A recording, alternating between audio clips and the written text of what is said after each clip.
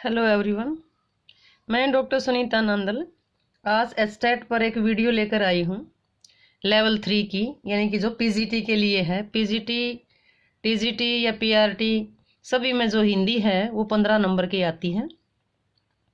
तो मैं हिंदी पर वीडियो लेकर आई हूँ। काफ़ी स्टूडेंट्स के बार बार रिक्वेस्ट आ रही थी कि आप जो कॉम्पिटिटिव एग्ज़ाम है उन पर वीडियो बनाओ। मैं पुराने जो पेपर हैं 2019 का जो एस्टेट हुआ था उस पर वीडियो बना रही हूँ। इसमें हिंदी 15 नंबर की है। ये एग्ज़ाम 2019 का था लेकिन हुआ 2020 में था। हिंदी सभी सेट्स में हिंदी कॉमन आती है, 15 नंबर की आती है। क्वेश्चन आगे पीछे घुमा दिए जाते हैं। तो आइए एक ही रीडिंग में हम अपने डाउट्स क्लियर करके चलते हैं कि हिंदी किस तरह की आती है।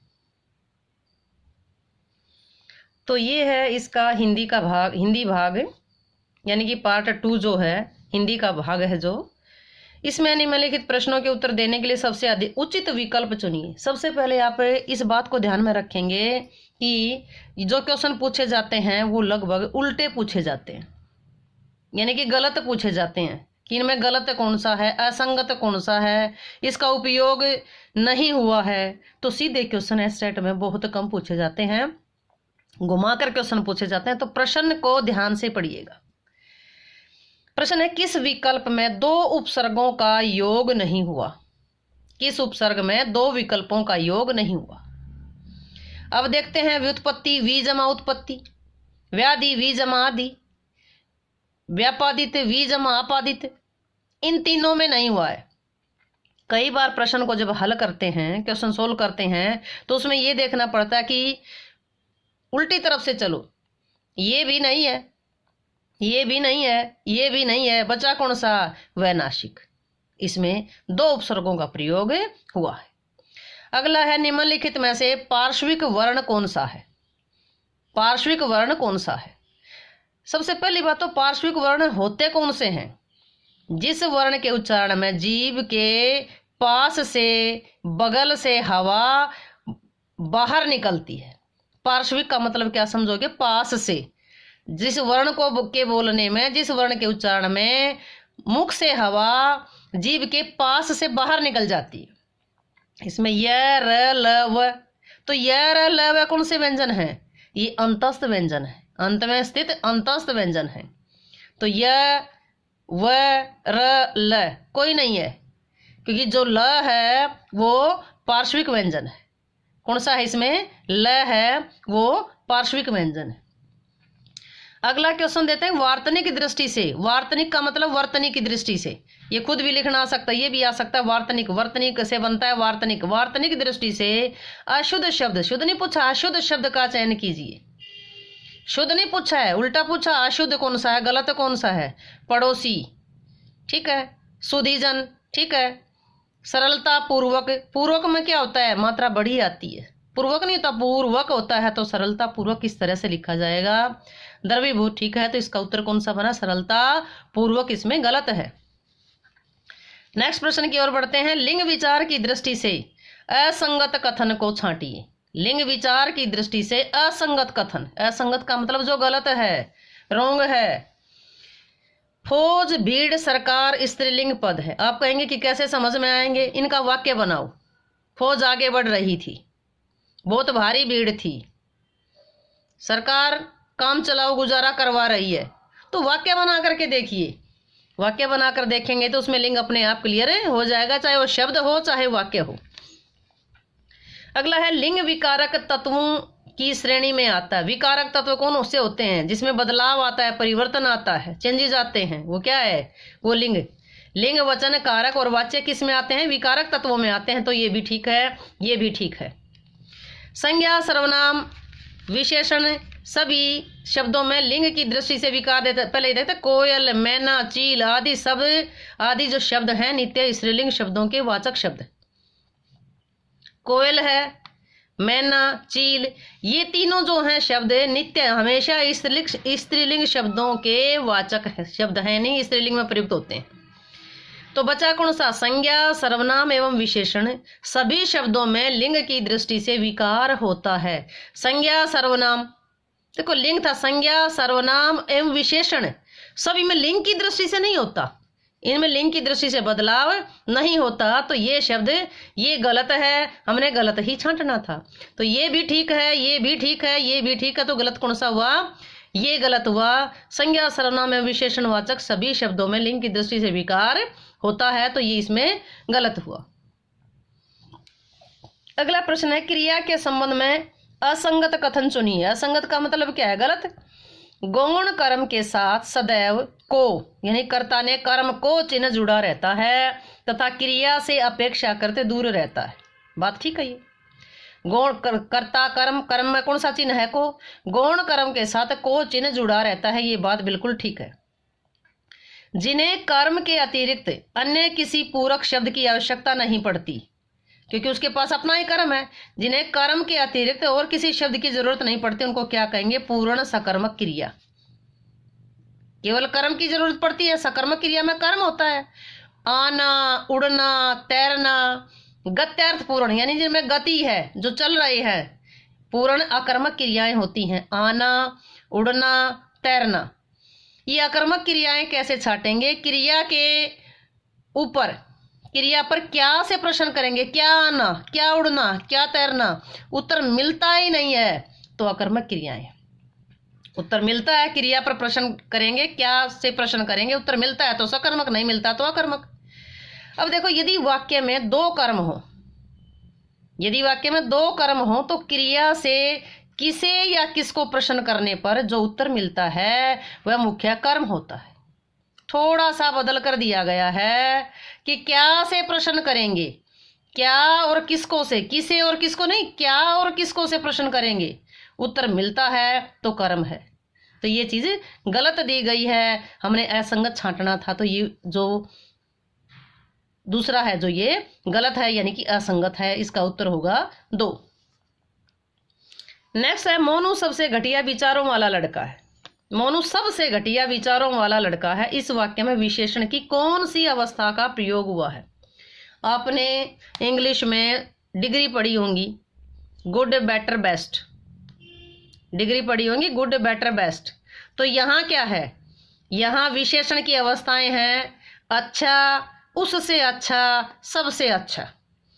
अच्छा है मूल अवस्था, उससे अच्छा, दो की तुलना की गई, आप ध्यान दें इंग्लिश में भी काम आएगा, दो की तुलना की गई है तो उत्तर अवस्था, दो चीजों को कंपेयर किया गया है, तुलना की गई है तो उत्तर अवस्था। सबसे अच्छा, सबसे अच्छा, उत्तम अवस्था यानी कि उत्तम अवस्था होगी। तो वो अच्छाई में हो चाहे बुराई में हो, आप कहेंगे कि इसमें तो गुण सबसे अच्छा नहीं है, सबसे घटिया है, तो जो घटिया है मूल अवस्था, उससे घटिया उत्तर अवस्था, सबसे घटिया उत्तम अवस्था। नेक्स्ट क्वेश्चन देखते हैं। आज का अधिकतम तापमान 35 डिग्री सेंटीग्रेड रहा, इस वाक्य में प्रयुक्त विशेषण का भेद बताइए। आज का अधिकतम तापमान 35 डिग्री सेंटीग्रेड रहा है, इस वाक्य में प्रयुक्त विशेषण का भेद इंगित कीजिए। विशेषण का भेद कौन सा है? विशेषण के भेद कितने होते हैं? मेरी विशेषण वाली वीडियो है जो मेरे चैनल पर जाकर के आप, विशेषण की वीडियो है, बहुत आसान तरीके से बनी हुई है, आप एक रीडिंग में ही देखेंगे। तो विशेषण के भेद होते हैं घुसपसा, गु से गुणवाचक, स से संख्यावाचक, प से परिमाणवाचक, सा से सार्वनामिक। तो एक ही उसमें घुसपसा, विशेषण क्या है? घुसपसा, गुणवाचक, संख्यावाचक, परिमाणवाचक और सार्वनामिक। यहाँ परिमाण है, परिमाण का मतलब माप तोल है, यहाँ दिए गए हैं। इसी तरह संख्यावाचक के दो भेद हो जाएंगे, निश्चित संख्यावाचक, अनिश्चित संख्यावाचक। परिमाण के दो, निश्चित परिमाणवाचक, अनिश्चित परिमाणवाचक। इसमें पूछा है 35 डिग्री, आप कहेंगे 35 तो संख्या है भाई, दो ही तो आए हैं, 35 डिग्री सेंटीग्रेड रहा, या तो मापा जाए या तोला जाए। मापा जाए तोला जाए किसमें हो गया? तो संख्यावाचक होगा या परिमाणवाचक होगा। पूर्णांक बोध तो बिल्कुल नहीं है, ये पूर्णांक बोध तो बिल्कुल नहीं है। अब आता है इसमें संख्यावाचक। संख्यावाचक में क्यों नहीं है? क्योंकि टेम्परेचर को, तापमान को मापा जाता है, तो ये भी यानी कि इसमें क्या पूछा है? मापा जाता है तो निश्चित परिमाणवाचक है। तो इसका उत्तर कौन सा होगा? निश्चित परिमाणवाचक। जिसमें गिना गया हो संख्या होगी। संख्या निश्चित है तो निश्चित संख्यावाचक, संख्या निश्चित नहीं है तो अनिश्चित संख्यावाचक। यहाँ 35 डिग्री निश्चित है लेकिन मापा गया है, इसको सेंटीग्रेड में मापा गया है टेम्परेचर को, तो यह निश्चित परिमाणवाचक विशेषण होगा। अगला है संधि की दृष्टि से असंगत विकल्प। असंगत जो गलत है। उपनिषद मीमांसा, विद्वत जमा मूर्ति, षट जमा मास, षठ जमा षणमास, शरद जमा माला, शरणमाला। आप यहां देखेंगे कि संधि का दूसरा नियम है किसी वर्ग के पहले वर्ण का मेल न और मैं से हो जाए। सब में मैं आया है, पहले वर्ण का मेल न या मैं से हो जाए तो वो उसका पंचम वर्ण बन जाता है। उदाहरण के तौर पर देखो, तय का मैं से हुआ है त थ द द न विद्वन मूर्ति, ये ठीक है। ये विशेष संधि में आते हैं। द का न किसी भी नियम के अनुसार नहीं बनता, लेकिन ये विशेष संधि में आते हैं दोनों, तो ये भी ठीक है। विद्वन मूर्ति भी ठीक है, ये भी ठीक है। ये ठ का, यहाँ ठ का जो है ये इसकी वर्तनी अशुद्धि है। सट जमा मास होता है, सट जमा मास होता है। ट का पंचम वर्ण बनता है, अण बनेगा, सट जमा मास षणमास बनेगा। इसलिए इसमें ये असंगत है, ये गलत है। अगला क्वेश्चन देखते हैं कि इसमें कौन सी भाववाचक, क्वेश्चन को समझिए, कौन सी भाववाचक संज्ञा का निर्माण विशेषणवाचक शब्द से नहीं। विशेषण क्या है? जो संज्ञा या सर्वनाम की विशेषता बताए। संज्ञा क्या है? कोई भी चीज, जिसका कोई चीज इस दुनिया में उत्पन्न हुई है, दुनिया में कोई भी चीज है तो उसका नाम है, नाम का मतलब संज्ञा है। तो इसमें क्या है विशेषणवाचक शब्द? देखो, नकटापन, बड़ा नकटा आदमी है, नाक से नकटापन बना है, यानी कि बड़ा ढीठ है। नकटापन ये उसका गुण है, गुण लगाओ, दोष लगाओ। श्यानापन है, बड़ा श्याना है। गोरापन, बड़ा गोरा है। तो ये किससे बने हैं? ये विशेषण से बने हैं। लेकिन जो अपनापन है ये किससे बना है? अपनापन का भाव किस में? ये भाव यानी कि सर्वनाम से आता है, तो ये विशेषण से बने हैं। अपनापन विशेषण से नहीं बना, तो ये गलत है। हमने कौन सा छाटना था? गलत छाटना था, असंगत छाटना था, जो विशेषणवाचक शब्द से नहीं बना। संज्ञाओं की दृष्टि से असंगत विकल्प चुनिए। संज्ञाओं की दृष्टि से व्यक्तिवाचक संज्ञाएं हमेशा एक वचन में प्रयुक्त होती है। नेहरू जी भारत के प्रधानमंत्री थे, व्यक्तिवाचक सम्मान के लिए आया थे। नेहरू जी तो एक ही था। नेहरू जी भारत के प्रधानमंत्री थे, किसके लिए आया? व्यक्तिवाचक संज्ञा है, लेकिन एक सदैव, यहाँ व्यक्तिवाचक संज्ञाएं सदैव एक वचन में प्रयुक्त होती हैं, एक वचन में आई है। यहाँ उदाहरण देखिए, व्यक्तिवाचक संज्ञाएं हमेशा एक वचन में प्रयुक्त होती हैं, ये ठीक है। व्यक्तिवाचक संज्ञाएं अनंत होती हैं, मतलब एक नहीं होती, अनंत होती हैं। व्यक्तिवाचक संज्ञा एवं भाववाचक संज्ञाओं का जातिवाचक संज्ञाओं में रूपांतरण, यानी व्यक्तिवाचक संज्ञाओं का व्यक्तिवाचक और भाववाचक का जातिवाचक में बदल सकते हैं। व्यक्तिवाचक और भाववाचक का जातिवाचक में बदल सकते हैं।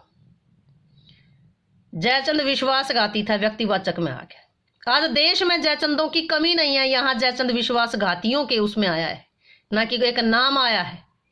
तो यह व्यक्तिवाचक का जातिवाचक में रूपांतरण किया जा सकता है। इसमें असंगत है ईर्ष्या, रोग, जन्म, मृत्यु आदि यौगिक भाववाचक संज्ञाएं। ये यौगिक भाववाचक संज्ञाएं नहीं है, तो असंगत इसमें ये है, जो तीसरा इसका आंसर होगा। नेक्स्ट क्वेश्चन, वार्तनिक दृष्टि से, एक पहले भी आया था वार्तनिक दृष्टि से, जिसमें पढ़ो जो सरलता पूर्वक वाला था। वार्तनिक दृष्टि से शुद्ध शब्द, यानी कि वर्तनी वाला क्वेश्चन जरूर आता है। दृष्टव्य ठीक है। परिशिष्ट शुद्ध शब्द, दृष्टव्य गलत है। परिशिष्ट में ठ नहीं आता, ट आता है। आदिष्ट में ठ नहीं आता, आदिष्ट आता है। अंत्येष्टि, अंत्येष्टि यहाँ ठीक, अंत्येष्टि को यूं भी लिख सकते हैं, यूं भी लिख सकते हैं, यानी कि अनुस्वार की जगह ये दे दिया, तो ये ठीक है। शुद्ध शब्द कौन सा होगा? अंत्येष्टि। अंत्येष्टि तो दाह संस्कार के समय अंत्येष्टि क्रिया होती है, उसको कहे अंत्येष्टि।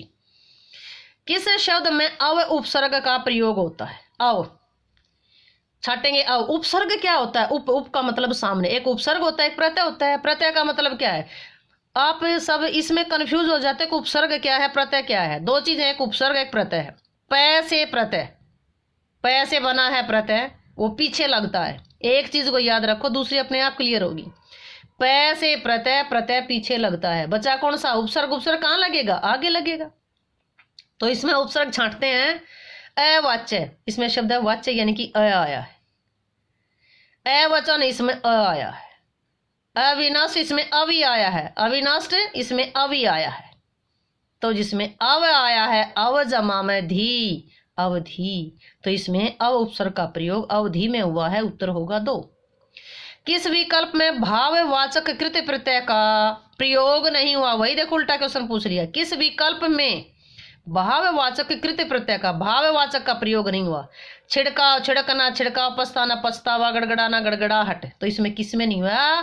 परोस या परोसना से बना, लेकिन ये यहाँ शब्द भाववाचक में कृत प्रत्यय का प्रयोग नहीं हुआ। किस विकल्प में अपादान तत्पुरुष का प्रयोग नहीं हुआ? अपादान तत्पुरुष क्या? अपादान जिसमें से अलग होने का भाव हो, जिसमें से अलग होने का भाव हो, नहीं हुआ। जन्म रोगी, किस विकल्प में अपादान तत्पुरुष प्रयोग, अपादान तत्पुरुष का प्रयोग नहीं हुआ है? जन्म रोगी, जन्म से रोगी, नहीं है ये। जलजात, जल से उत्पन्न। राजद्रोह, राजा से द्रोह। पद आक्रांत आया है, पद से आक्रांत। पद आक्रांत होता पद से भयभीत। लास्ट क्वेश्चन है, संधि विच्छेद एवं शब्द निर्माण की दृष्टि से असंगत विकल्प चुनिए। असंगत विकल्प, असंगत का मतलब जो गलत है, वो विकल्प चुनिए संधि विच्छेद की दृष्टि से। देखो इसमें अधम जमा ऋण, अधम ऋण, अधम ऋण, तो इसमें असंगत यानी कि गलत छांटना है। ठीक है। ये परिजमाकृत, ये विशेष संधियों में ही आता है। परिजमाकृत, इसमें स षटकोण वाला आधा श बीच में जुड़ जाता है। परिष्कृत, यानी कि ये भी ठीक है। तत्जमा अनुसार, तय का तीसरे में तय था, दय में बना, ये तदंतर हो गया। तदजमा अनंतर, तदनंतर, जैसे तदजमा अनुसार, तदानुसार। परि के धातु की, यानी कि परिजमा में क्री धातु के साथ बना शब्द, तो बीच में जो श षटकोण वाला आ जाएगा, परिष्कृत। ये नियम है कि परिजमा में क्री धातु से बना शब्द, तो बीच में श हो जाता है। तो ये भी ठीक है, ये भी ठीक है, ये ठीक है। यहाँ यहाँ विश्ववाक्य में डबल मात्रा नहीं आएगी, इसलिए ये गलत है। उम्मीद है कि ये जो 2019 का जो हिंदी का पेपर है, स्टेट में जो हिंदी आई है, वो आपको अच्छे से समझ आया होगा। समझ आया हो तो वीडियो को लाइक करें, शेयर करें, चैनल को सब्सक्राइब करना ना भूलें।